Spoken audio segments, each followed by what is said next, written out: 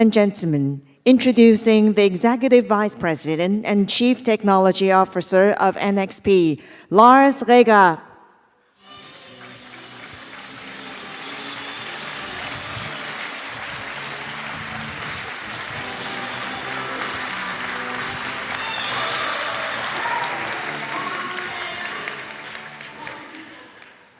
Hello, everyone. Good afternoon, and big thanks for having me here.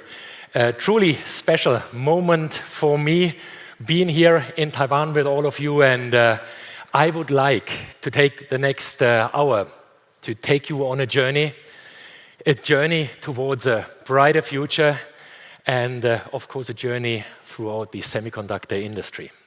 And with all of that, let me start with my journey with NXP. I joined NXP 16 years ago in 2008. And to tell you very frankly, I thought by that I'd made the mistake of my life career-wise. I joined a company in 2008 that was fully hit by the economic crisis, just spun out of Philips Semiconductors, so searching a little bit for the identity, who are we NXPers. And I called my wife, I still recall, mid of the year and said, darling, stop packing the bags, we don't relocate. I'll be back soon, this thing is going sideways here.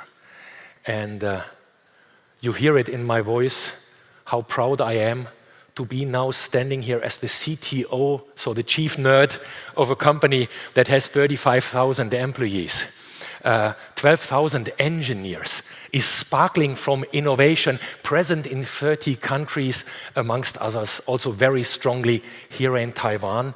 And of course, what is making me even more proud is that 2 weeks ago, before the first time hit a company valuation of $70 billion. And these $70 billion, I'm telling you, not to brag about a number, no. What is an analyst evaluation? An analyst evaluation is basically a forecast of a potential.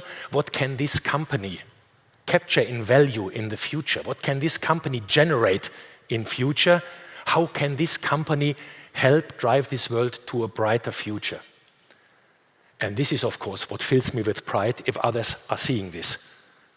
And hey, this is a great story for NXP over the last 16 years, but this is not a story. It is not a story of NXP standalone. This is a story of an ecosystem. This is a story of strong ecosystem partners, and I see a couple of familiar faces here in the first row. Ecosystem partners that are very, very strong here in Taiwan, especially as well. And I know exactly we are standing on many of your shoulders as you are supplying us, as you partner with us, or as you are our customers, and as you help us working the ecosystem going forward. So big thanks for all of that partnership. I'm looking forward to the next years in that industry where we strongly need that partnership. And I'm also proud that I'm not only here at COMPUTEX, but that I'm also here for Innovex, so the startup convention that is running in parallel to COMPUTEX with 400 startups from 100 nations. Because also what we try to do is, of course, we try to breed unicorns. So in other words, the next big companies of the next 1-2 decades going forward. We need them as our suppliers, of course, as our partners. Again, maybe they have interesting technology that is relevant for guys like us. Or, of course, if they are big, if they are growing in the way like we want it, then ideally they are our customers and use our silicon. So there is a reason why we have coined the slogan NXP Brighter Together. It is all of us, it is us and you, it is an ecosystem. And what can this ecosystem do going forward? Well, we can try to make this planet a better world. And the world ahead, for sure, is different. You have seen a lot of keynotes in the last days. Everyone is forecasting there is disruptive change coming. The only funny thing is the innovation drivers are not that much changing. I had one slide that I used already in 2008, and that is behind you. Yes, our Marcom teams have found better pictures. But the innovation trends, the drivers here on that slide, are unchanged changed since 2008. It was clear that we will get a climate change. It was clear that we are facing natural resource shortages. It was clear that we have aging demographics, that more people want to live in mega cities, that everyone wants to be connected in the world. Mind you, 2008 was the year of the smartphone, but everyone wanted already there to be connected, and everyone wanted to live in a safe and secure world. So that is all unchanged. And it is good that we have these innovation drivers, because if we can bring solutions to all of these problems, if I can solve your problems, you will give me money for that. And this is unchanged in the last 10,000 years.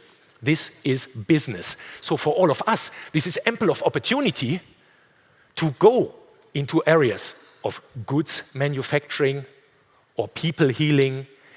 It is work that we are doing in the infrastructure around us, how we live, how we be moved. So it is all of that a nice foundation for continued business and business success. Now, how is that going to look like in future? Let me try to jump with you a little bit ahead. I'm in the industry since 27 years, 16 years with NXP. How is the world going to look like in the next 27 years? So how if you join me on a journey into the year 2050? So Lars is getting a little bit older, 2050. Lars has an age of 80 years already. And the key question, of course, that is bugging me is, what is the world looking like in 2050? Of course, I don't have a glass ball. If I would know the details, I would be rich already today and would retire tomorrow. So it's just an assumption, of course, that I try to bring to you, and I try to take you on that journey so that we can dream together. Because if we can dream it, we can build it. What we will see is very likely a couple of core assumptions. We will see an economic power shift. So the big populations today, the emerging countries, China, India, a lot of Asian countries, these big populations, emerging countries, are emerged countries by 2050. A lot of wealth in those economies. So that is all a geographical economic power shift, of course. Then one other thing that is different to our thinking today. The world population is already past its peak point. The population is declining. Energy supply, the energy transition, is likely behind us. We are using mainly renewable energy sources, decentralized but well networked, all around us, and this is a stable energy supply grid. So pollution, exhaust gas, and so on, that is no topics that we will see by then. Mobility is very likely very, very differently. So mobility will be safe, efficient, different type of vehicles, different form factors today, and a very, very different means of transportation. And the biggest shift that will touch all of us is our jobs. I will be retired, so I will not care that much about it anymore. But the jobs, the menial tasks, the simple jobs have disappeared. They are completely robotarized. The ones of you who are still working in 2050 will mainly work in caring jobs, where the human component is the value proposition, or in operator jobs, basically observing devices, or being in control centers, mission control centers. Or in other words, there is a huge potential in the next 25 years to completely change these ecosystems, to completely transition into that world that anticipates and automates. What you will take for granted in 2050 is that you don't care for your house anymore. Your house is completely around you. Your house knows how you are doing. Your house knows when it needs to do maintenance, not only sending out the lawn mowing robot. I mean, that is technology of today. But your house is completely climatizing, filling the fridge. It is like our old descriptions of paradise. Yeah? There's always food, always warm, everything seamless and barrier-free. So if you are moving in your house, you don't know the concept of door locks anymore. Because you are moving and the doors are always open, but only for you. Burglars cannot get in. They are completely shielded. And this is the seamless experience when I talk about the world that anticipates and automates. Mobility. We have lived now for 150 years on horse carriages with a combustion engine. So in other words, the concept of the horse carriage has not changed. There's always a coachman in front operating the horses, driving the steering wheel. Forget it. This is not what our kids will think of when they think of driving in 2050. The driving task is completely automated. But these cars, these transport capsules, maybe driving, flying, or being on the rails, these transport capsules have become convenience spaces. Like already today, in some Asian markets already, we see this. People are leaving the flat where the kids are playing in a noisy way, go to the cars, have a convenient space to watch a video or take a phone call. So this will be a totally different concept. And like in your living room, these convenience spaces are upgrading themselves. You have a new app, you have a new feature, maybe you are changing your real estate a little bit, bigger display or whatsoever. This is upgradable systems and also a concept that I hope we get rid of by 2050, traffic jams. Just think of some of the megacities, 500 meters outside of the building here. How many traffic jams do we have because there is goods transport? In some of the cities, there is pizza delivery, parcel delivery, all of these type of things that are by 60% of the traffic congesting all the roads. If you can automate that entire world, yeah, then these type of things are of course happening in the off-peak hours at night, definitely not in the rush hour.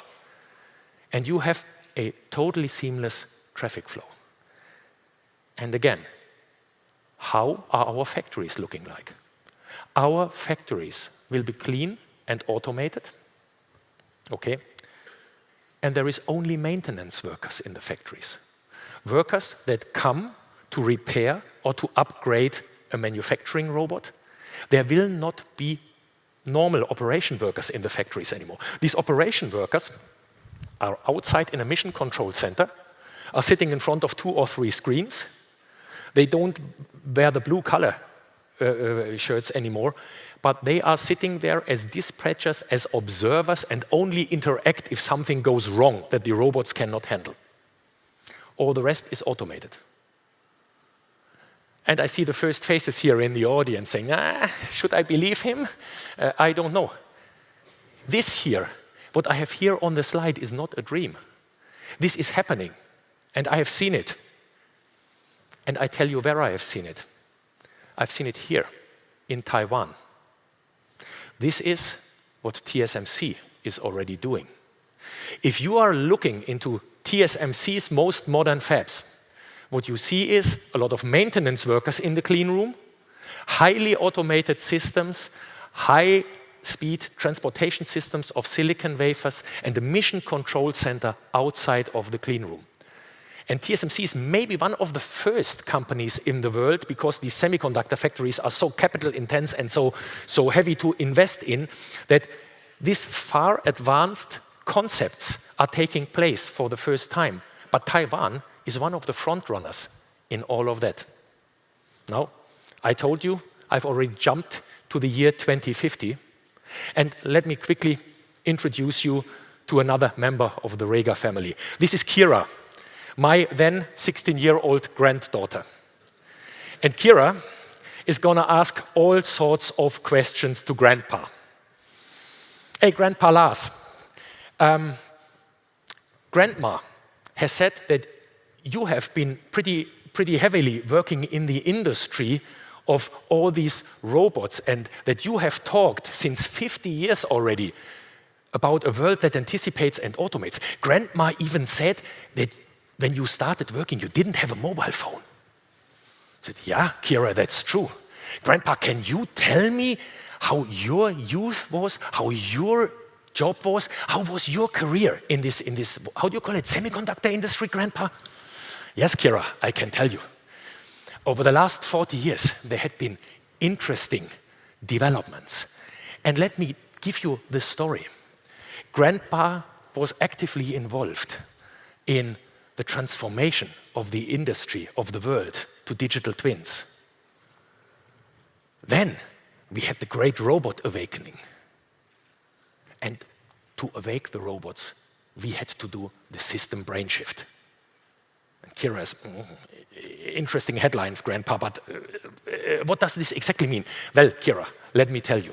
When I was a young engineer, we in the semiconductor industry, computer chips, we were working on pretty boring electronics. We worked on laptops. Kira, that is portable computers. Kira, there had been even desktops. So can you imagine? Desktops was a different word for a computer so bulky and heavy that you could not carry it. Unthinkable today in 2050, of course. We had the first portable telephones. Yeah, we had separate computers for gaming. That's also a different concept than in 2050. And we had audio and video electronics. That was the entire industry between 2000 and 2010. And then, Kira, there came this green phase. The green phase was the on-demand world. So some smart engineer at the US West Coast took a portable mobile phone and a portable computer, stuffed it into each other and called it a smartphone. So we were proud of our smartphones by then. Smartphones were data display devices. And we had, for the first time, Kira, we had big storage and big compute in the cloud. And this big storage and big compute and these data display devices, they helped us to create an on-demand world. Whenever someone needed a taxi, you could press a button on your mobile phone and the taxi would come. Whenever someone wanted to have food, you could order it on your phone, and whenever Grandpa wanted to switch on the auxiliary heating in his car, he could press a button and the heating would switch on. So in other words, Kira, this on-demand world is a world that is a remote control world. But human beings had to work. And then, Kira, this entire market exploded only in the blue phase. So 30 years ago, only in the early 2020s. Because that was the transition where we moved into the robotics age. We took all the machines that we had to operate manually and moved them into robots that autonomously could work. And for that, we started creating digital twins.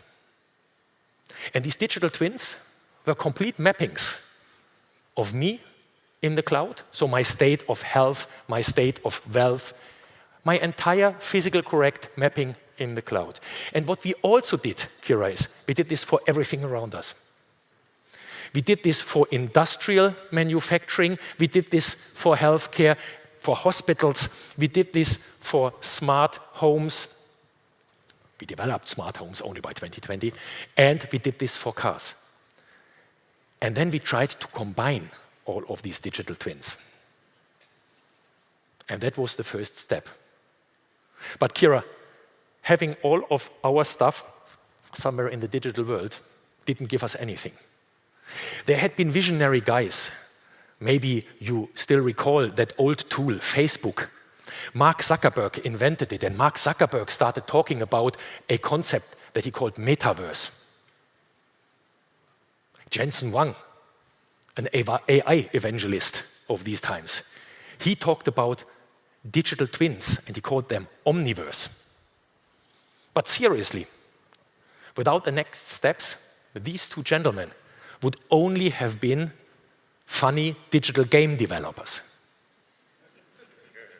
So, what do you need? Kira, what we were needing were all these smart connected devices, the tentacles of the omniverse and of the metaverse, the reach out into the analog world, the data transition from what is happening in the analog world, get it into the digital twins. The digital twins talk to each other, optimize each other, and bring that entire know-how back into the analog world and react there. So in other words, we had to wake up billions of robots around us. And then Kira looks and says, hey, Grandpa, really, all of these robots came from that idea? Well, Kira, similar concept. Yeah, but Grandpa, I mean, they all have so many different form factors, billions of different form factors, and you talk about one family of robots. Yes, Kira, because our concept that we had in mind was that all of these robots follow the same way how to be built. All of these robots were sensing their environment in the analog world. All of these robots were connected to the cloud and were getting data from there. All of these robots were computing an interesting thought when they were thinking. They were trying to anticipate what has to happen next. And then they were sending this concept to the arms and legs of these robots. So if we only would build sense, think, connect, act into our robots, we are done. Not entirely, because Kira, you would only hand over tasks to a robot when you can trust that robot. And therefore, safety and security, or in normal people's language, trust has to land in the machines. So Kira, we could enable these different robots only because we could master the sensing, thinking, connecting, and acting, and we could bring safety and security into these robots. And NXP tried since 30 years to be world champion in these 6 areas. And then what we tried to do is we tried to find scalable platforms to address all the different form factors of these robots in sense, think, connect, act, safety, and security. And this is how we could wake up all these robots. And Kira is looking at me, shining eyes, and they say, Grandpa, that's a great story, but weren't you a little bit slow? I said, what do you mean, Kira? Yeah, hey, Grandpa, I mean, you needed 30 years to wake up all these robots? Doesn't sound it went all that seamlessly, did it? I say, yeah, Kira, you hit a sore point, because not everything worked that well, especially in the beginning. We knew how to build acting machines. We had 150 years of engineering of machines under our belt. This is what we knew. The connectivity part we had solved in the 1990s and 2000s, largely. Also, not a big miracle. Where we made our mistakes, that was on the thinking part, and where we needed to catch up, that was on the sensing part. And Kira says, Grandpa, what are the mistakes that you made in the thinking? Well, Kira, let me briefly show you what happened in 2016. When people, for the first time, understood the power of AI and machine learning, everyone was freaking out. That was really the gold digger spirit, AI everywhere, where if you have a problem, AI will solve it for you. Everything is seamless, is easy, because AI is taking over the world. And the biggest newspapers by this time, 2016, were hammering out articles like, car industry is changing. In 4 years from now, most of the vehicles are autonomously driven. Journalists were asking me, hey Lars, when are your kids driving autonomously to the kindergarten in a car without a steering wheel? And 4 years later, the same newspapers were sending out articles like, the techies have overpromised and underdelivered. Let's get sober. Autonomous cars only come in a couple of decades. It's not all that easy. It's a mistake. Doesn't work that way. So big depression in the market. 4 years. So we got it totally wrong in the first step. And Kira is asking, yeah, Grandpa, what was the reason? Well, Kira, we made a mistake. We thought it is enough that an AI system is just looking over our shoulder, is training how we drive. You hand over the key, and it's all good, and it's all easy how to continue. We should have known better, because also for your father, Kira, my son, Jonas, I could have worked and saved a lot of money if this concept would have been true. Because what I would have done at Jonas's 18th birthday, I would have said, Jonas, you are an intelligent system. You have seen now 18 years how Dad is driving. Here's the key to my sports car. Enjoy the day. This is precisely how it did not work. I spent tons of money for Jonas to make his driving license. He had to pass a deterministic driving test, theoretical and practical, test on the road, and only then he was allowed to drive. How come we came to the conclusion that an AI system doesn't need to pass a driving license and we just can throw over a key and say, yeah, you have seen how someone somehow drives, get going. There was a fundamental mistake in the overall setup because we did not put trust, safety, and security into the system. And we had to rework that entire ecosystem. So, Grandpa, how did you solve it? Well, Kira, this is what I earlier meant with the brain shift. The brain shift came in, or the need that we found, that we have to re-engineer the brains before we put them into robots, and that was quite a challenge. But what do techies normally do? We are looking around and say, okay, well, where exactly can we copy a solution and move it into the market? So how do we find blueprints for these robots, and how do we continue from there? Well, Kira, and the closest example, look at me. I'm an 80-year-old biological robot, and I have a very simple architecture. I have 3 parts of my robot brain. The orange part is my wiring harness, my data transformation network. And this data transformation network has reflexes. The responsibility for acting on reflexes is in the orange part. This is not an intelligent system, but it is ultra fast and ultra reliable. And if a robot stumbles here on stage, this reflex system just says, straighten your legs. Does not know what I fell over, but straighten your legs and stabilize yourself. The green part is decoupled from that, and it's in tech language a highly functional, safe system, real-time system. And that is caring for heartbeat, temperature control, stability control, complicated tasks in motions, all of these type of things. And I can operate all of these tasks while I'm standing on a stage talking to 1,000 people and thinking of the next sentence that the blue part, the non-real-time part, but the creative part should crank out. And you see it already here on that concept, Kira. The blue part is big and very energy hungry. But for transportation and motion, you largely need orange and green. And rule-based systems. Otherwise, insects could not move. So an ant is doing transportation tasks, and mosquito is not flying straight into the wall, only on orange and green. They don't have blue.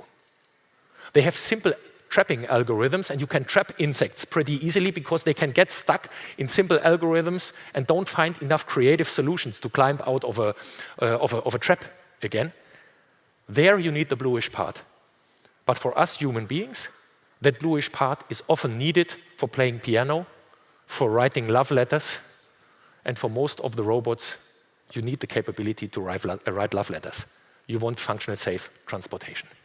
So in other words, the high magic of creating robots is largely in orange and in green. And of course, what we want to do is, we want to have then the scalability again for all the different form factors. Building platforms that can address this area. And Kira, this is what we tried to do in the early 2020s. Like in your human body, you have a blood circuit your energy provision system. For a robot, this is your electron provisioning system, your power management. And you need to make sure that you never get a congestion, that always the electrons are supplied.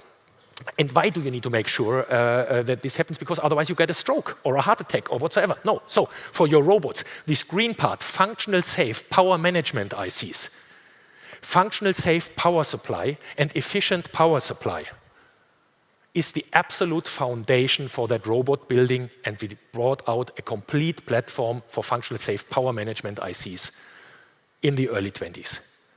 Then you have your neural system, because otherwise you cannot talk to your fingers and your hands of your robot. And there is very simple neural information transportation systems, Ken and Lin, for example. There is, for industrial robots and for transportation robots, more and more Ethernet-based systems, time-sensitive networking, so real-time networking systems coming over all different data rates, from 10 megabit per second to 10 gigabit per second. We needed data switches, we needed physical layers, but a bunch of Lego blocks also there, a bunch of components to build these robots. Well, and then, of course, the heavy lifting came.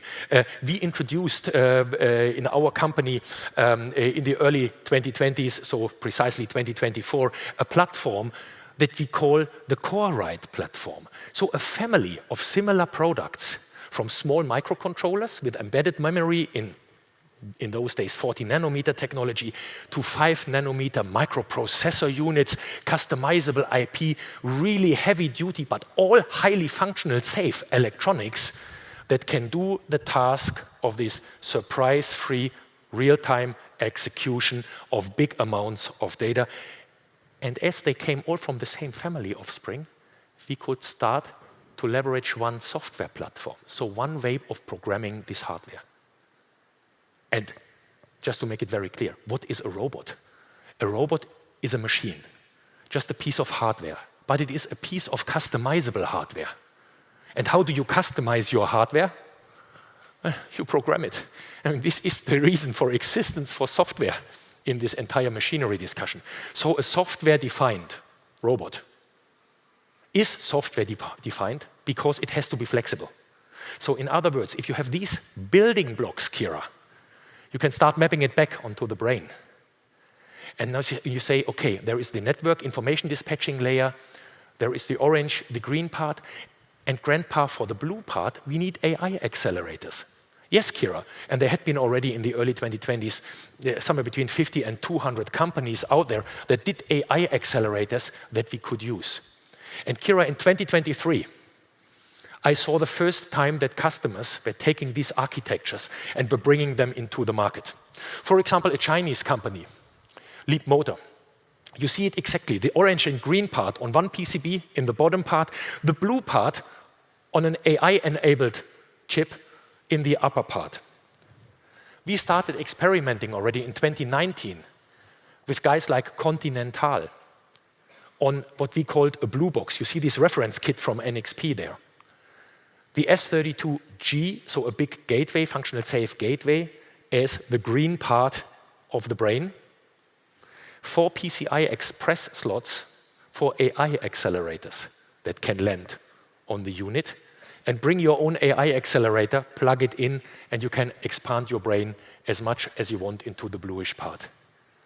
And then, also in 2024, what we saw is companies from Australia for the first time getting safety certifications on these type of architectures. So Applied EV is a design company. They are building these rolling skateboards, functional safety certified on exactly that type of architecture, functional safe, green part and orange part of the brain, and then enhance in a less functional safe setup the AI accelerators on top. And this is not the only 3 that we saw there, but it was taken over very, very quickly by a lot of the customers in the market. It was just the zeitgeist of that time. It was the most logical thing to do, Kira. And Kira says, wow, great, Grandpa, thanks. So that at least explains a certain part of that delay. And with that brain re-engineering, you solved it all? No. Kira, to be very honest, we had even a bigger challenge in front of us.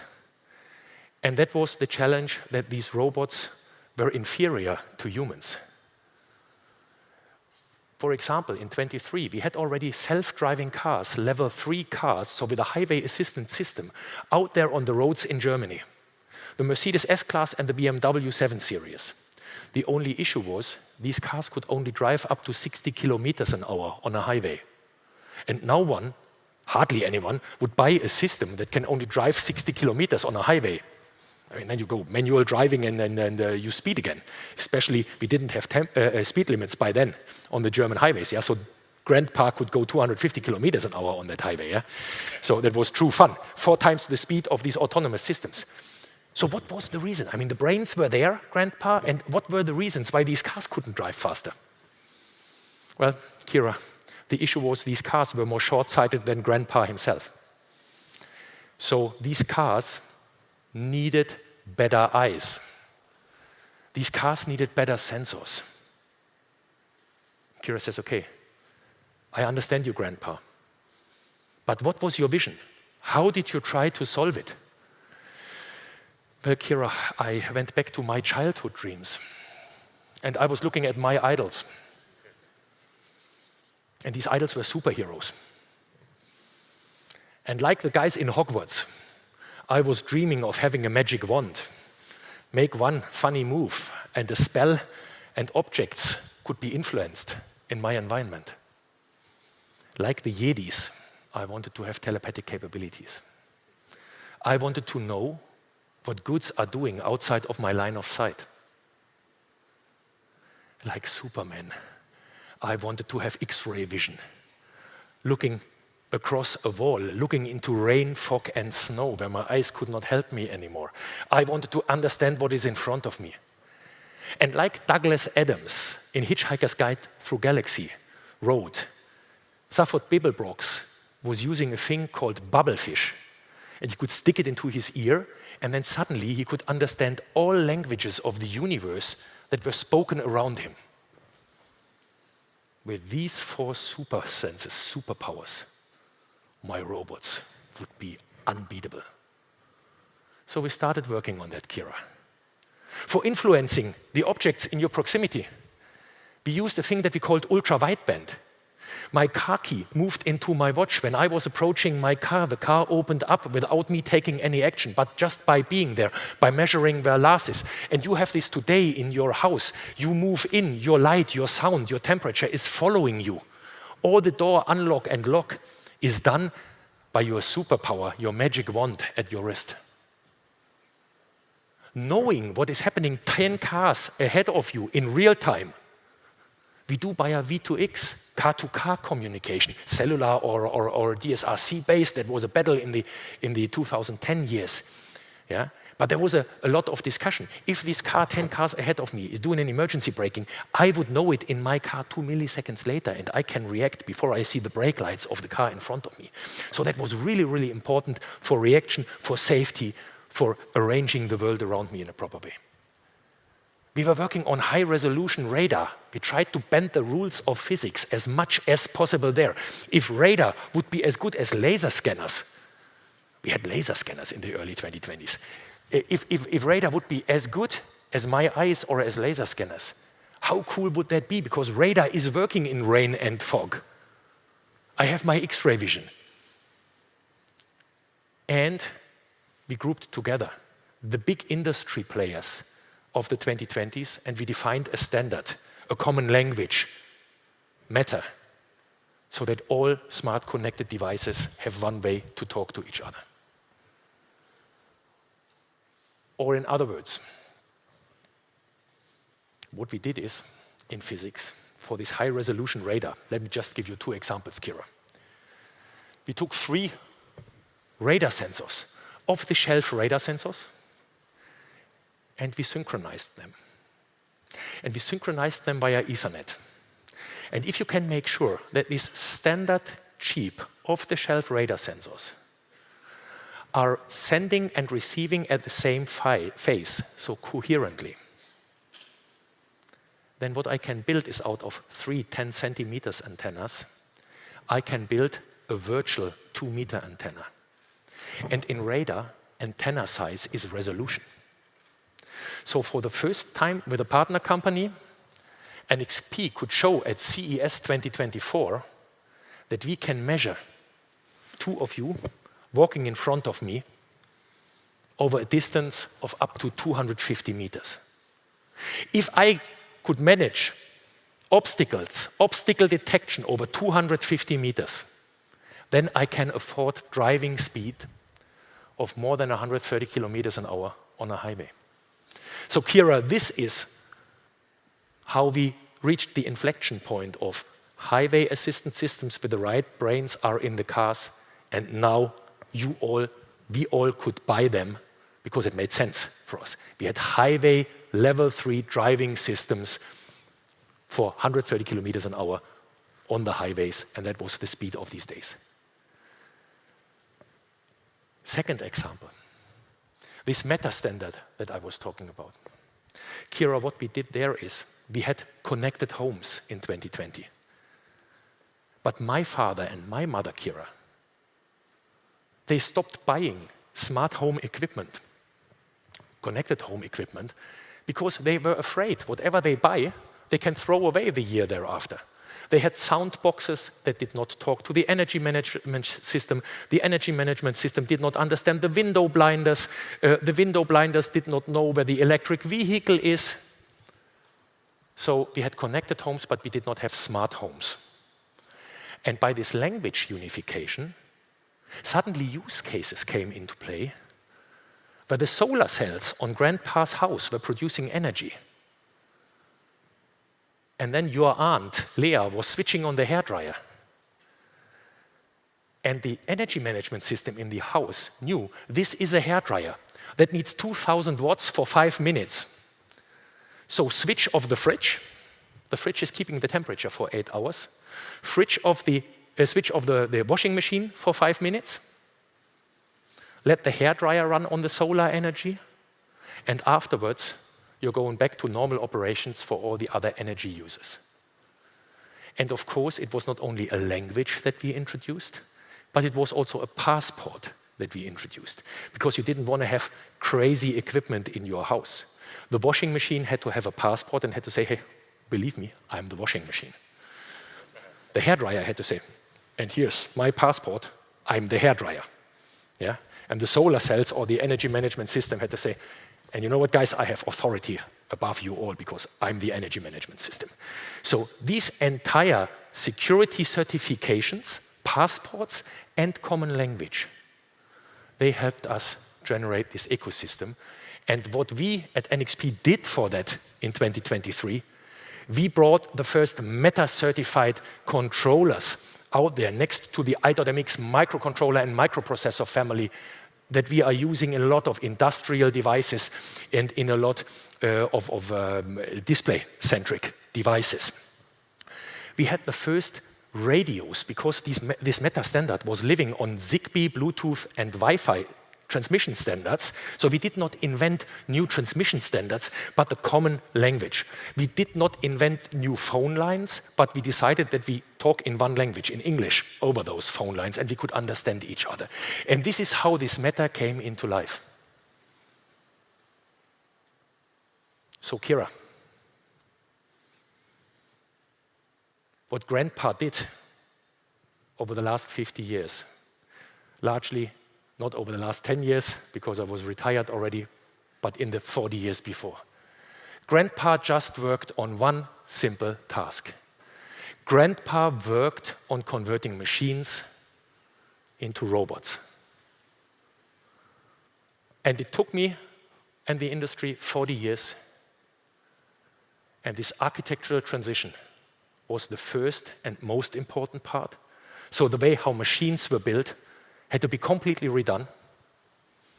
We had to invent robot brains, trustworthy, safe, and real-time parts of brains. Then we had to give these robots superior senses. We had somehow to manage to build in trust. And we had to find the ability to scale that in an energy-efficient way because also one of the problems in the early days were that all of these systems could easily consume thousands of watts, highly inefficient. Think of it like there would be human beings out there with a 1 meter skull, and this brain would be so big and so energy hungry that our bodies cannot carry it. Evolution has done this optimization part for biology. And I think we have done a pretty decent job doing that parts for robots only in 50 years. But Kira, very honestly, there was only one thing, and that one thing that we could learn is we had to switch from one company does it all and stand alone, like in the machine building days, to we have to do it together. There is no such thing like one big chaebol is doing everything under one roof.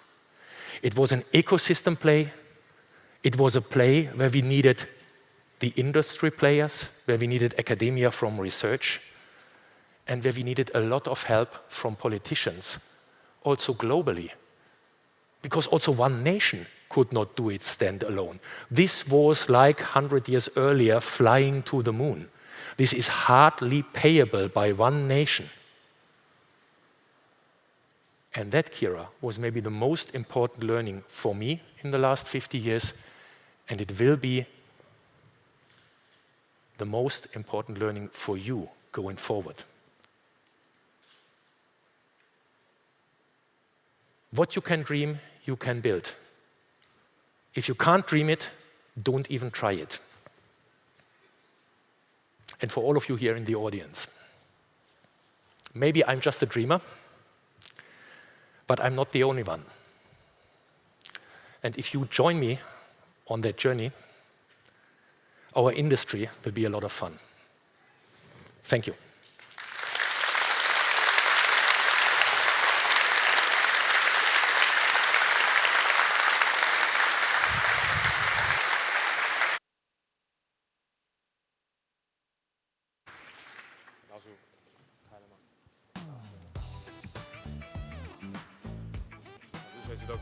Thank you for joining us today at COMPUTEX and NXP Keynote.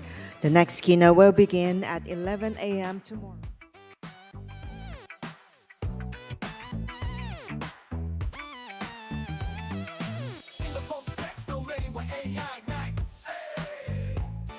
Innovation spark, illuminate digital nights. Yes, yes, yes. Tech titan startups, forging paths ahead. Let's go.